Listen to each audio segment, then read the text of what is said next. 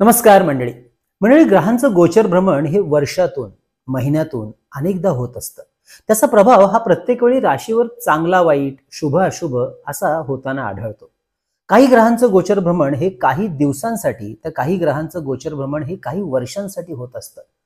त्यापैकी शनी ग्रहाचं एका राशीमधून दुसऱ्या राशीमध्ये होणारं गोचर भ्रमण हे सर्वाधिक म्हणजे 2.5 वर्षांसाठी असतं. तर सर्वात कमी गोचर भ्रमणाचा जो काळ आहे तो चंद्राचा आहे. चंद्र एका राशीमधून दुसऱ्या राशीमध्ये जे गोचर भ्रमण करतो ते दर 2.25 दिवसांनी करत असतो आणि म्हणूनच त्याच्यावरून शुभ आणि अशुभ दिवसांचा अभ्यास केला जातो. तर शनीच्या खालोखाल गोचर भ्रमण असतं ते म्हणजे राहूचं. कारण राहू आणि अर्थातच राहू आणि केतू हे दोन्ही ग्रह एकाच वेळेला आपलं भ्रमण करतात आणि हे 18 महिन्यांसाठी असतं.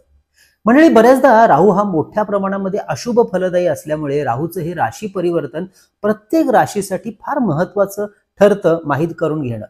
नुसते अशुभ फळ माहिती होण्यासाठी नाही तर राहू काही राशींना अतिशय लाभदायक अशी शुभ फळं सुद्धा देत असतो.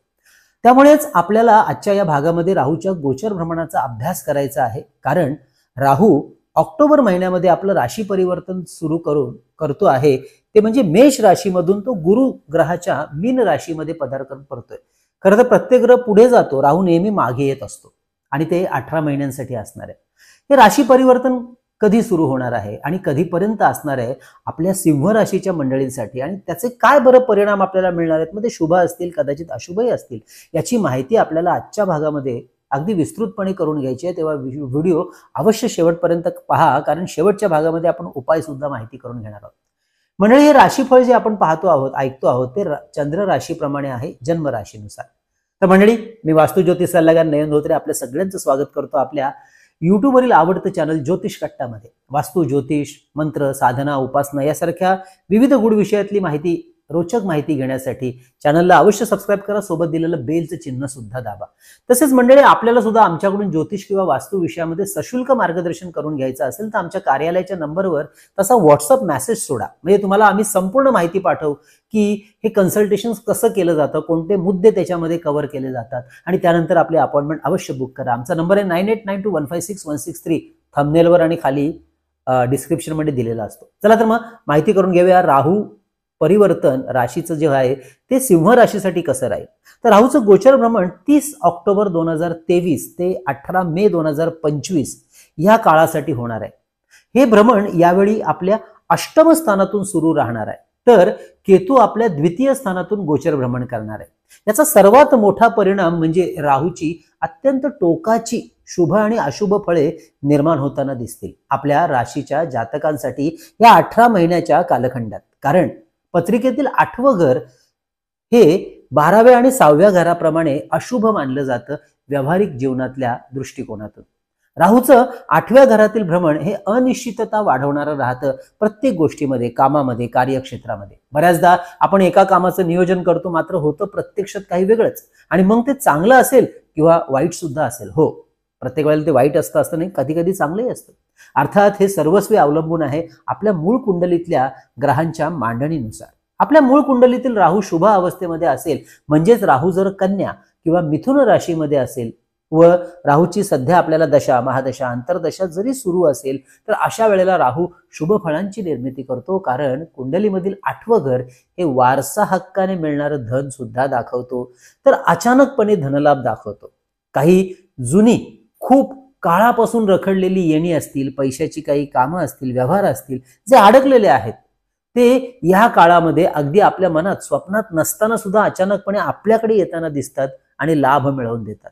जुन्या काळामध्ये बघा, आपण सिनेमामध्ये पाहायचो की एखाद्या दूर देशातल्या, एखाद्या दूरच्या नात्यातल्या काकाची, मामाची, असं कुठल्या तरी एका व्यक्तीची सगळी संपत्ती त्याने आपल्याला वारसा हक्काने दिलेली आहे आणि एका रात्रीत आपण गडगंज श्रीमंत झालो आहोत. अगदी तसा अचानकपणे होणारा धनलाभ हा 8व्या घरातील राहू दाखवतो. सगळ्यांसाठी नाही बरं का. म्हणून मगाशी कुठल्या स्थानात मूळ कुंडलीमध्ये कसा असेल, अर्थात आपल्या मूळ कुंडलीतील मात्र शुभ राहूचा योग असायला हवा. तसा योग असेल तर निश्चित काही ना काही निमित्ताने, काही मार्गाने धनप्राप्ती ही अचानक होताना दिसते. तसेच हा 8व्या घरातील राहू शेअर मार्केटमधून सुद्धा अचानक होणारा लाभ दाखवतो किंवा चांगला लाभ दाखवतो. हे झालं अत्यंत भाग्यवंतांच्या बाबतीमध्ये. आता आपल्यासारख्या सर्वसामान्य मंडळींना या राहूचा काय बरं लाभ मिळू शकतो, तर आपलं यश आणि सांपत्तिक स्थिती चांगली होण्यासाठी प्रचंड मेहनत आपल्याला घ्यावी लागते. हो, पण मेहनतीचा परिणाम यश मिळवण्यासाठी निश्चित होतो. त्यासाठी लागणारी ऊर्जा, कठोर परिश्रमाची तयारी आणि असामान्य धैर्य मात्र हा अष्टम स्थानातला राहू आपल्या कार्यकौशल्यामध्ये निश्चितपणे मिळवून द्यायला मदत करतो, ज्याच्या जोरावर आपण निश्चितपणे आपलं यश मिळवू शकता. शिवाय सिंह राशीच्या भाग्यस्थानातील गुरुग्रह आपल्याला भाग्योदय होण्यासाठी मदत करणारच आहे. म्हणजे आपण राहूचं गोचर पाहतोय त्याबरोबर गुरुची मदत पण मिळते हे सुद्धा आपल्याला समजतंय. गुरुग्रहाचे शुभ भ्रमण हे जून 2026 पर्यंत तसेच सिंह राशीच्या जातकांसाठी अत्यंत अनुकूल आणि सहाय्य मिळवून देणारे राहणार आहे. सिंह राशीसाठी पंचमेश ग्रह गुरु असून गुरुग्रहाचं शुभ भ्रमण हे सध्या भाग्यस्थानातून सुरू आहे, म्हणजे 9व्या घरातून. त्यामुळे गुरु आणि राहू यांची युती संपुष्टात आल्यामुळे, कारण दोघेही आता सध्या भाग्यस्थानात आहेत, ज्याला आपण चांडाळ योग असं म्हटलं होतं. जो चांडाळ योग आपोआपच राहूच्या गोचर भ्रमणामुळे, कारण राहू आणि गुरु दोन्हीही 9व्या स्थानात आहे, त्यापैकी राहू आता 8व्या घरामध्ये येतोय आणि त्यामुळे भाग्याची जी गुरुग्रहाची साथ आहे ती आपल्या कार्याला परिपूर्णपणे मिळायला मदत मिळेल. तसेच गुरुग्रह पंचमेश म्हणजे संतती, विद्याभ्यास, प्रेमसंबंध यासाठी सुद्धा आपल्या पत्रिकेसाठी पाहिला जातो. अशा पंचम स्थानाच्या गुरुग्रहाचा शुभ परिणाम आपल्या जीवनातील संतती, वैवाहिक सुख, समृद्धी चांगल्या रीतीने मिळायला सुरुवात करणार आहे. तर विद्यार्थ्यांना योग्य अशी साथ विद्याभ्यासामध्ये मिळायला लागेल. ज्यांना परदेशी शिक्षण घेण्यासाठी जायचं होतं परंतु अडचणी येत होत्या, त्या अडचणी सुटायला मदत होईल. यामुळे आपलं नियोजित कार्य सिद्धीत जाण्यासाठी या 18 महिन्यांसाठी होणारा राहू आणि केतूचा बदल, कारण हा राहू गुरु बरोबर भाग्यात होता, तो आता भाग्यातून 8व्या घरामध्ये येतोय, त्यामुळे गुरु परिपूर्ण ताकदीने फळ देतोय आणि राहू केतूचा हा बदल आपली मानसिक आणि बौद्धिक ताकद वाढवण्यासाठी मदत करतोय. त्यामुळे राहू, केतू आणि गुरु यांची अनुकूलता प्राप्त होते. राहूचे प्रतिकूल आणि अशुभ परिणाम या कालखंडात काय बरं राहतील, तर अष्टम स्थानातील राहू हा आपल्यामधल्या असणाऱ्या नकारात्मक विचारधारा जरा प्रबळ करू शकतो. त्यामुळे काम करण्याचा रस, आनंद या काळात कुणीतरी हिरावून घेत आहे याचा अनुभव या 18 महिन्याच्या काळात आपल्याला अधूनमधून जाणवायला लागेल. तसेच आपल्या जीवनामध्ये, कार्यामध्ये कुठेतरी नजरबाधा किंवा कुठल्याने तरी अशा काही गोष्टी आहेत की ज्याचं सांगता येत नाही पण त्रास मात्र वाढताना दिसतील. अशा काळात त्यामुळेच आपण करत असलेल्या कामाचा जास्त गवगवा न करणं उत्तम राहील, ज्याला आपण व्यवहारामध्ये झाकली मूठ 1.25 लाखाची असं म्हणतो. शिवाय आपल्या व्यवहारातील, आपल्या जीवनातील अतिमहत्वाच्या गुप्त गोष्टी कधीही या काळात कोणाबरोबरही उघड करू नये.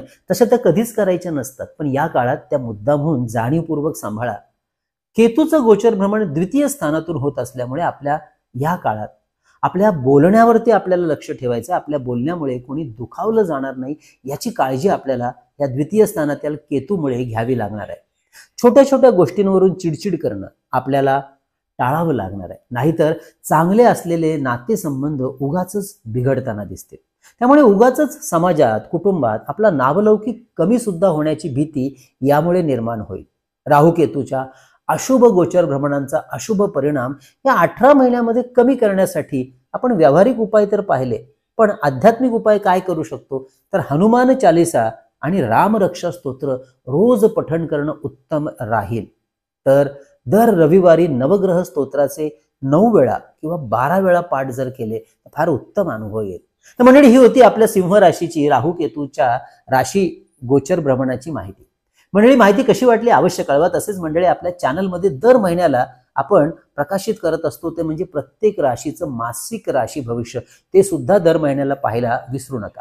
काही महत्त्वाच्या व्हिडिओची लिंक मुद्दामून याच व्हिडिओच्या खाली डिस्क्रिप्शन मध्ये दिलेली आहे. ते व्हिडिओ सुद्धा अवश्य आपल्याला उपयोगी पडतील, पाहायला विसरू नका.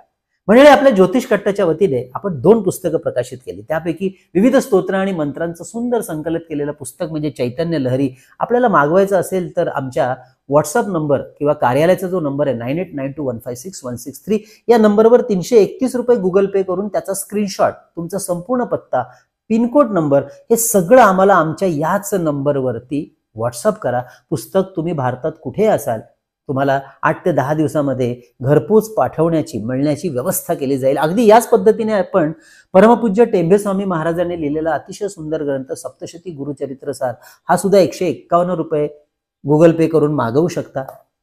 स्त्री पुरुष कुणीही या ग्रंथाचं वाचन आणि पारायण करू शकता. तसेच मंडळी, शुभ मुहूर्तावर अभिमंत्रित आणि सिद्ध केलेली विविध रुद्राक्ष, विविध ग्रहांची यंत्र, विद्यार्थ्यांसाठी गणेश रुद्राक्ष, सिद्धी गणेश यंत्र, सरस्वती यंत्र, तर आपल्या आयुष सुखासाठी कार्यालयात आणि वास्तूत आपण ठेवतो ते श्री यंत्र, कुबेर यंत्र, वास्तुदोष निवारण यंत्र, अन्नपूर्णा यंत्र, मेरुश्री यंत्र, लक्ष्मी कवडी हे सुद्धा मागवायचं असेल तर व्हॉट्सअपवरून आधी माहिती घ्या आणि त्यानंतर अवश्य याची ऑर्डर आपण बुक करू शकता. तर मंडळी, असा होता सिंह राशीसाठी राहू केतूचा बदल. पुढच्या भागामध्ये आपण सिंह राशीनंतर येते ती म्हणजे राशीचक्रातली 6वी कन्या, ही बुध ग्रहाची राशी. याच्यामध्ये राहू केतूचे काय बरं शुभ अशुभ परिणाम मिळणार आहेत ते अवश्य जाणून घेऊया. तोपर्यंत कळावे लोभाय असावा. धन्यवाद.